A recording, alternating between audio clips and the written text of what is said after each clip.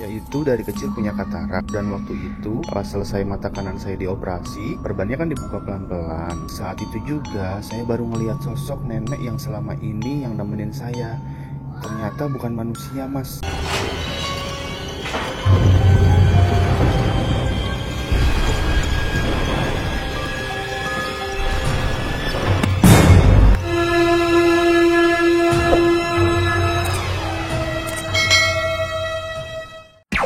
Gengs, gue tuh kaget banget deh kalian. Kayak banyak banget yang ngirimin cerita-cerita ke teman cerita kan. Dan gue tuh sampai bingung kayak baca satu-satunya tiap malam sampai begadang gitu. Kayak ada yang ceritanya serem banget, tapi ada yang ceritanya sedih, ada yang malah kayak curhat, lucu-lucu banget sih, tapi gue menikmati. Nah terus tapi kayak gue mau bilangin aja nih maksudnya. Kalian ceritanya, ya terima kasih sih sebelumnya. Cuman ada yang kayak separagraf, 2 paragraf gitu. Ya kan kita bingung juga ya kayak bacain kalau separagraf, 2 paragraf.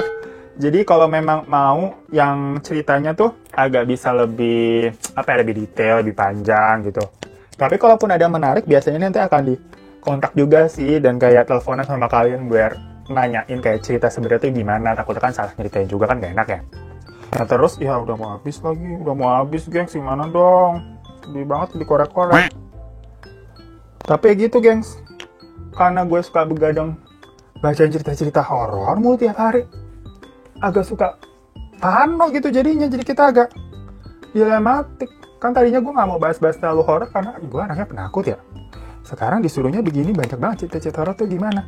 By the way nih gue lagi pakai rangkaian Mira Glossy Series kayak biasa ya gengs. Tadi pakai Glossy Face Toner ya dulu.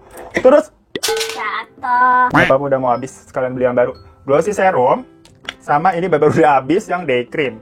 Nah kalau kalian mau biasa kalian bisa pakai kode voucher yang ini via Shopee. Bisa beli seboxnya nih langsung nih, gue kayak harus beli lagi, repurchase kan udah mau banyak yang habis. Atau beli satuan juga bisa, terserah kalian.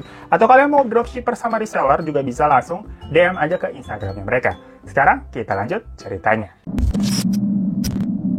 Hai gengs, kita balik lagi ke Teman Cerita yang merupakan rangkuman pengalaman horor dari teman-teman semua yang udah nyeritain dan membagikannya ke email ini. Terima kasih banyak buat kalian semua yang sudah mau berbagi cerita dengan kita. Dan hari ini gue akan menceritakan pengalaman dari teman kita bernama Rifki yang mengaku mendapatkan sebuah pengalaman atau kejadian yang benar-benar tidak pernah akan dia lupakan seumur hidupnya, dimana dia bisa melihat makhluk tak kasat mata yang ternyata selalu mengikutinya sedari dia kecil, dan akhirnya dia bisa melihat dengan jelas semenjak dia operasi mata. Di usianya waktu itu juga masih sangat kecil. Kebayang nggak? Dari kecilnya berarti udah bisa melihat hal-hal yang menyeramkan seperti itu. Pastinya agak nano-nano ya menghadapi dunia ini. Bangun pagi yang pertama kali dilihat bukan HP gitu ngecek ada notif apa enggak, atau info-info buka Instagram, tapi ngelihat hantu. Ya udah, langsung aja kita ke ceritanya. Sedikit background aja. Rifki ini sekarang usianya 29 tahun dan sudah menikah dan memiliki 1 orang anak. Tapi semua ini kejadian sewaktu dia mengalaminya di usia yang masih sangat kecil. Yang mungkin sebenarnya waktu itu dia antara ingat dan tidak ingat, ataupun sadar dengan apa yang sebenarnya terjadi. Dimana sejak balita, orang tua Rifki itu bercerita kalau dia suka bermain dengan sesuatu atau sosok yang tidak terlihat, yang selalu dia sebut dengan sebutan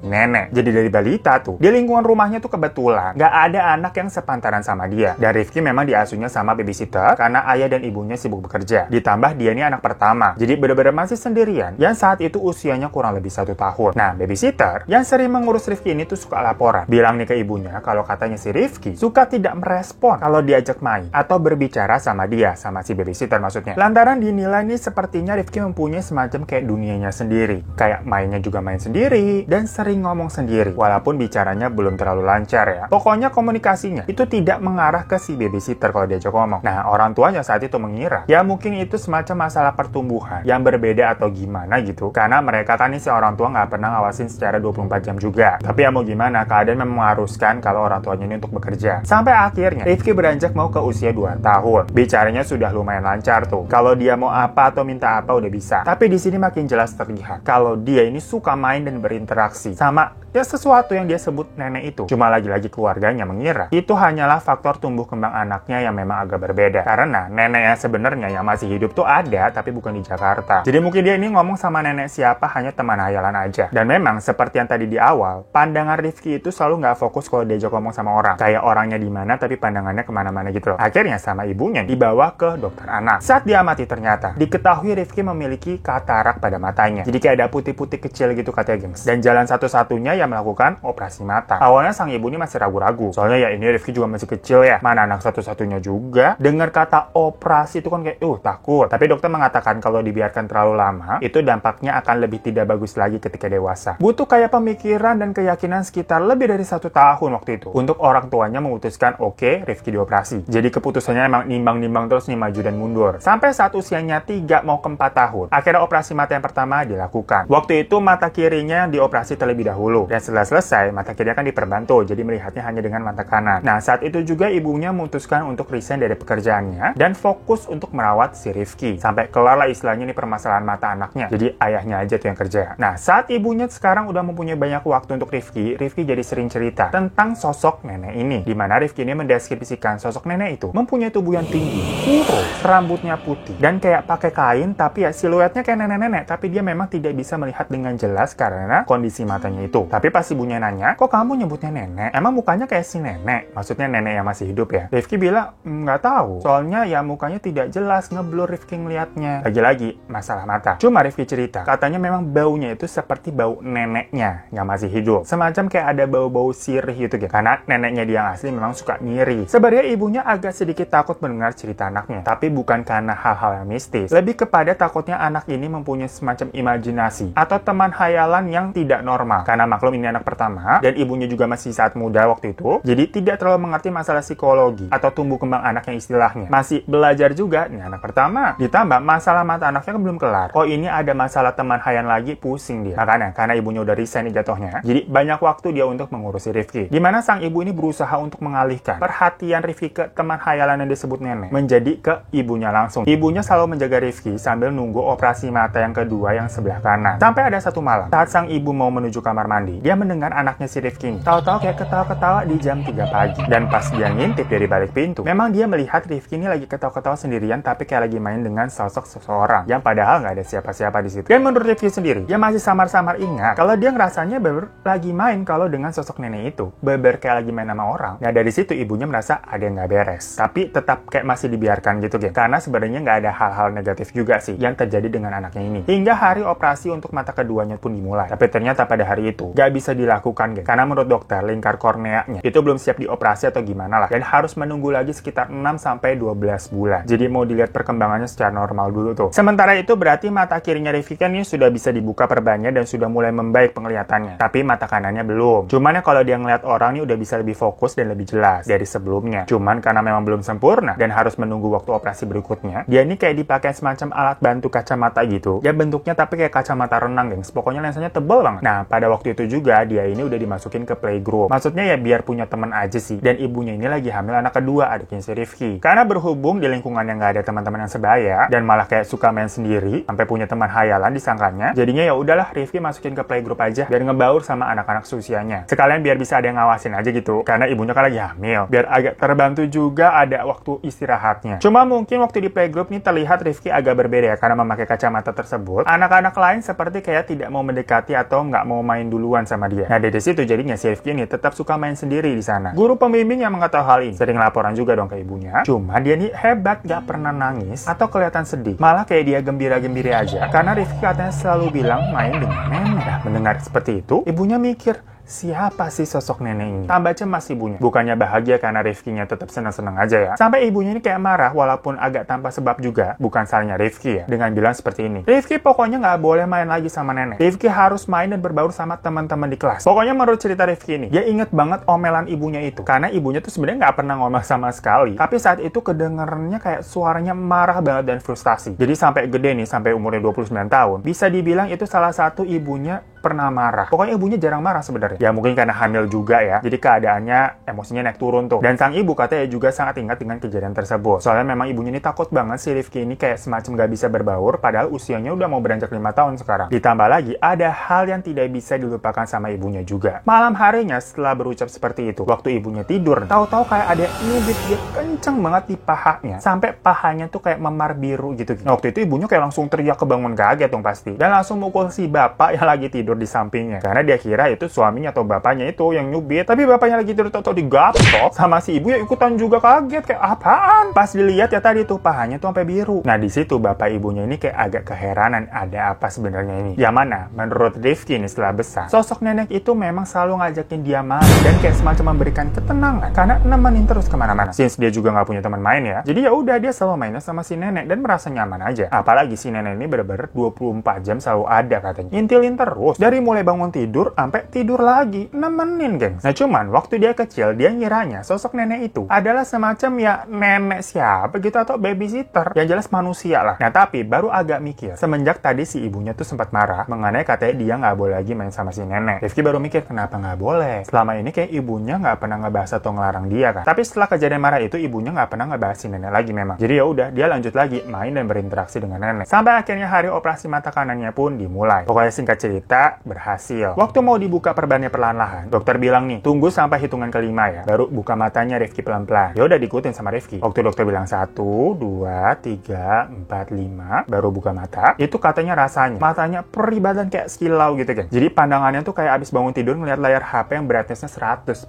Peng gitu kan. Tapi di situ dia sempat melihat sosok siluet ibunya yang sedang hamil besar. Terus ada ayahnya, ada sang dokter dan ada suster. Sama ada satu sosok hitam besar bang yang berdiri di pojokan ruangan. Nah, Rifki inget banget itulah pertama kalinya dia ngelihat ada makhluk yang serem banget gitu dengan matanya sendiri. Spontan di situ dia nangis dan teriak. Sama dokter langsung ditutup lagi tuh matanya pelan-pelan dengan bilang bertahap ya, sabar ya, nanti dibuka lagi. Tapi di situ ya Rifki masih nangis dan terngiang-ngiang dengan sosok hitam yang dilihatnya tadi. Sampai beberapa hari setelahnya perbannya dibuka lagi di tempat yang sama. Awalnya Rifki udah ketakutan kalau bisa-bisa melihat sosok hitam itu lagi. Tapi kali ini sosok itu nggak ada. Setelah Rifki kayak melihat-lihat ke seluruh ruangan mencari sosok hitam itu, sambil dokter kayak nanya-nanya ini warna apa, ini benda apa buat ngetes penglihatannya Rifki ya. Rifki dapat menjawab semuanya dengan benar. Di situ dia melihat ibunya tuh kayak nangis bangga gitu atau kayak terharu lah. Dan untuk pertama kalinya juga dia bisa melihat sosok nenek yang selama ini berada di sampingnya dengan jelas sejelas-jelasnya. Semua penampakan dan siluetnya sama seperti sebelumnya. Cuma Rifki baru menyadari kalau kulit nenek itu warnanya pucat sekali, macam kayak sampai abu-abu dan berbeda banget dengan orang-orang yang ada di ruangan tersebut. Penampakannya nggak nyeramin, cuman kulitnya aja yang pucat banget kayak gitu yang nggak normal, dan giginya juga agak berwarna-warna kuning ke oranye, semacam abis nyiri, persis neneknya yang masih hidup. Dan di situ sejenak Rifki ini tersadar, mengetahui kalau nenek ini bukanlah manusia. Jadi otaknya langsung kayak connect gitu loh, geng. Dan mungkin dia juga udah lumayan besar kan, untuk menangkap semuanya dan menyadari kalau si nenek ini ternyata bukan manusia. Cuma Rifki nggak takut saat mengetahui itu, karena dia tahu si nenek ini baik, tetap sama seperti yang nenek dia kenal selama bertahun-tahun tuh. Dari situlah Rifki mengenal sosok nenek yang terus menjaganya dari kecil sampai dia beranjak dewasa. Jadi ternyata memang sosok nenek itu adalah hantu penunggu rumah yang seneng banget waktu ibunya Rifki ini hamil dan Rifki lahir ke dunia. Jadi dari ork dari awal brojol, itu Rifki terus ditempelin dan dijaga sama si nenek ini. Sampai di rumahnya itu, rumah orang tuanya, rasanya memang adem banget katanya. Karena setan-setan yang berenergi negatif atau kayak yang jahat itu pada diusirin sama si nenek ini karena pada takut katanya sama si nenek. Makanya orang tuanya itu juga kalau dia lihat katanya selalu harmonis, jarang banget berantem karena suasana rumahnya tuh kayak tadi tuh tenang dan adem. Cuma ya itu pernah satu waktu yang neneknya kayak kesel saat si ibu nih ngomelin si Rifki dan bilang nggak boleh main lagi sama si nenek. Makanya ibunya tuh dicubit. Pokoknya nenek ini nih sayang banget sama Rifki. Dan memang semenjak matanya sudah kembali normal, Rifki ini jadi bisa melihat banyak sekali makhluk tak kasat mata di sekitarnya. Jadi nggak cuma nenek doang, tapi semuanya kayak semacam nggak berani deketin dia karena sosok nenek ini selalu nempel sama si Rifki, geng. Nah orang tuanya awalnya nggak percaya dengan semua ceritanya Rifki. Sampai akhirnya ya mereka agak cukup menerima karena ternyata sosok nenek ini toh tidak mengganggu. Ya pernah sih dicubit sekali aja gitu perkara nambah. Sampai pernah ada nih soalnya hal yang paling membuat orang tuanya kayak wah ya udah deh nggak apa-apa si nenek ini di sini. Soalnya waktu itu keluarga ini mudik lebaran dan pergi ke rumah nenek mereka yang asli itu naik pesawat terbang karena rumahnya itu ada di Kalimantan. Nah sosok nenek hantu yang ada di rumah itu gak bisa ngikut katanya, geng, kalau Rifki udah nyebrang laut. Nah saat mereka udah selesai tuh, maksudnya balik lagi ke Jakarta ke rumah, mereka kaget banget nih orang tuanya karena melihat keadaan pintunya udah kayak kecongkel kebuka. Nah terus mereka nih menemukan ada orang di dalam kamar mandi yang lagi tidur di bathtub. Nah di situ bapaknya langsung lapor warga sama RT buat sama-sama ngerebek nih mumpung masih tidur nih orang. Pas orang itu bangun, ya orang itu kaget ngeliat udah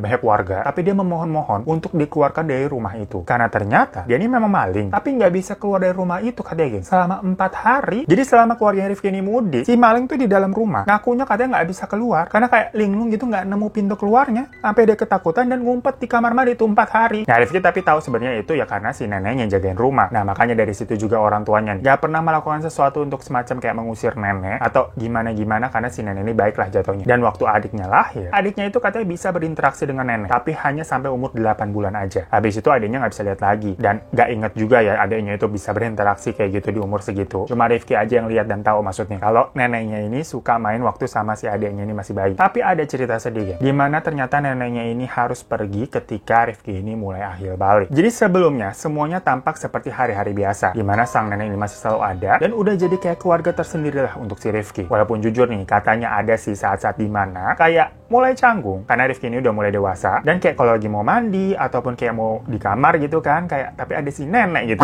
Cuma waktu sebelum dia umur 14 tahun bisa dibilang Rifki ini anak yang baik-baik banget, lempeng banget. Sampai pada akhirnya waktu umurnya beranjak 14 tahun, beberapa hari sebelumnya neneknya ini kayak ngasih wejangan ke dia, disuruh rajin ibadah, suruh rajin baca Al-Quran, pokoknya jangan bandel, baik-baiklah sama keluarga, dibilang pokoknya harus punya waktu sesibuk apapun untuk keluarga sendiri. Ya ibarat wejangan-wejangan orang tua ke anaknya gitu lah. Sampai ada satu kata yang jadi pegangan Rifki sampai saat ini, dimana nenek itu bilang pokoknya kamu nggak boleh takut sama makhluk seperti nenek, karena kodratnya manusia jauh lebih tinggi. Asal kamu nggak ganggu mereka, mereka juga tidak akan mengganggu kamu. Hiduplah dengan tenang buat ibadah. Jadi memang ternyata si neneknya ini sering ngingetin si Rifki untuk sholat. Jadi kayak suka subuh-subuh tuh dibangunin tuh buat sholat, tapi Rifki kayak suka males-malesan. Nah tapi di situ juga Rifki sempat bilang, kenapa tahu-tahu ngomong kayak begitu? Terus neneknya katanya bilang, kalau dia udah tua nggak bisa terus-terusan jaga Rifki. Tapi sampai satu malam saat Rifki ini tertidur, dia akhirnya bermimpi dewasa yang menandakan dia telah ahlil balik. Waktu itu dia ingat banget terbangun sekitar jam 7 pagi dan kayak kaget dengan situasi basah-basahan lah. Namun di hari itu juga dia sudah tidak pernah melihat sosok nenek lagi. Itu rasanya katanya berbulan-bulan. Rifki yang padahal seorang laki-laki sering nangis kan, bener-bener kayak ditinggal sosok orang terdekat atau kayak keluarga sendiri. Sampai ibunya juga kayak sering ikutan nangis sebab kayak merasakan kesedihan anaknya si Rifki ini ya bener-bener seperti ditinggalkan. Padahal ibunya nih sama sekali nggak pernah ngeliat sosok nenek ya. Rifki kayak cuman sedih aja gitu maksudnya. Gak sempat ngucapin terima kasih karena si nenek ini udah jagain dia dari kecil dan gak pernah ada percakapan pamit yang bener-bener kayak ngucapin pamit gitu. Gue juga agak sedih sih pas bacanya karena sosok nenek ini bener-bener baik banget. Sampai sekarang pun Rifki mengaku rasa kangen terhadap nenek ini tidak pernah hilang. Dia bener-bener mau ngucapin terima kasih banyak kepada si nenek. Dari awalnya dia nggak tahu sama sekali sosok nenek itu sebenarnya siapa, sampai tahu ternyata nenek itu adalah kayak semacam sosok jin dan kayak menormalkan seperti itu, ngomong sama jin gitu, tapi tahu-tahu pergi. Jadi memang ternyata sosok nenek ini adalah kayak semacam jin baik yang awalnya penunggu rumah dan tapi jadi nempel ke Rifki yang seorang indigo dari lahir. Cuma Rifki juga nggak tahu kenapa sosok nenek itu tahu-tahu pergi dan nggak bisa terlihat lagi sama Rifki. Sedangkan dia ini sampai sekarang masih bisa melihat makhluk-makhluk tak kasat mata lainnya. Anggapan atau spekulasi dari Rifki ini cuma satu. Menurutnya sang nenek ini memang sudah tidak ngikutin Rifki lagi semenjak dia akil balik dan dianggap sudah bisa mengurus dirinya sendiri atau dibilang sudah dewasa. Ya mungkin sekarang nenek menjaga anak-anak lainnya, ya Rifki juga nggak tahu sih. Karena ada satu kejadian yang membuatnya mengingat sosok nenek ini lagi setelah bertahun-tahun lamanya. Sampai sekarang kan dia udah menikah dan punya satu anak berumur 6 tahun. Nah ada satu kejadian nih waktu dia nitipin anaknya di rumah bapak ibunya Rifki, yang which is itu rumahnya dia waktu kecil itu ya. Karena memang anaknya sering juga dititipin di situ. Kalau Rifki sama istrinya ini kerja, apalagi kalau dinas, ya diasuh sama kakek neneknya sendiri kan lebih aman ya. Waktu dijemput, pas mau pulang nih si anak bilang gini nih, papi. Jadi Rifki dipanggil papi. Dapat salam tadi dari nenek, dibilang kok belum hatam-hatam. Di situ Rifki kaget banget karena pertama nih dia berpikir ngapain anaknya ini menyampaikan salam yang katanya dari nenek, yang mana nenek sebenarnya atau ibunya si Rifki ada di situ. Jadi ngapain titip salam, orang ada di situ, ada di sebelahnya. Terus tahu-tahuan dari mana anaknya ini masalah hatam-hataman. Kayak hatam apa maksudnya? Di situ Rifki langsung keinget dulu nih si nenek emang kayak selalu ngomel atau kayak berisik gitu nyuruh Rifki untuk hatam Al-Quran. Cuman nggak pernah kejadian. Orang ibadah juga masih bolong-bolong katanya. Apalagi semenjak makin dewasa makin sering bolong deh tuh. Saat itu juga Rifki langsung mengelilingi rumah nyari si nenek itu tapi tidak ketemu. Dan memang itu hanya sekali-kalinya aja. Ya maksudnya abis itu anaknya nggak pernah ngomong lagi tentang si nenek karena anaknya ini memang sebenarnya nggak bisa ngeliat. Tapi mulai dari situ Rifki ini mencoba untuk menghatamkan Al-Quran. Cuman katanya sih sampai sekarang belum. Ya tapi dikit-dikit masih kok. Yang jelas mungkin juga dia sudah tidak bisa melihat sosok nenek. Karena bisa dibilang apa ya, kayak dosa di dunia ini semakin menumpuk atau makin banyak sering dosa yang dilakukan lah. Soalnya dibilang waktu kecil ya dia ibadahnya lancar, jauh lah dari dosa. Tapi sering dewasa ya tahu sendirilah dosa itu makin banyak. Mungkin itu juga adalah salah satu alasan mengapa dia tidak bisa melihat sosok neneknya lagi yang jatuhnya memang sosok jin baik. So itu guys teman cerita hari ini. Ya awalnya gue kira ceritanya serem ya. Karena gimana pun juga ini kan berarti melihat sosok tak kasat mata. Atau bukan manusia lah. Tapi tahu-tahu jadi agak sedih. Karena sosok nenek ini baik banget, jadi kayak keinget nenek sendiri ya. Dari Rifki ini sendiri sih bilang, sampai sekarang dia masih bisa melihat makhluk halus. Yang macam-macam tuh bentuknya. Tapi dia tipikal orang yang gak mau berinteraksi. Ataupun nanggepin. Kecuali kalau ketemu sama nenek lagi. Karena memang jangan nenek. Ada waktu itu kan sempat bilang gak usah ganggu. Dan mereka tidak akan mengganggu. Sama jangan takut. Karena manusia itu kodratnya jauh lebih tinggi. Dan mendengar cerita ini, gue jadi keinget sih kan katanya memang setiap manusia itu mempunyai jin penjaga di dunia nih. Nah, menurut kalian gimana? Percaya atau tidak? Komen di bawah. Oke, thank you semuanya udah mendengarkan teman cerita kali ini dan sampai jumpa di teman cerita selanjutnya. Assalamualaikum.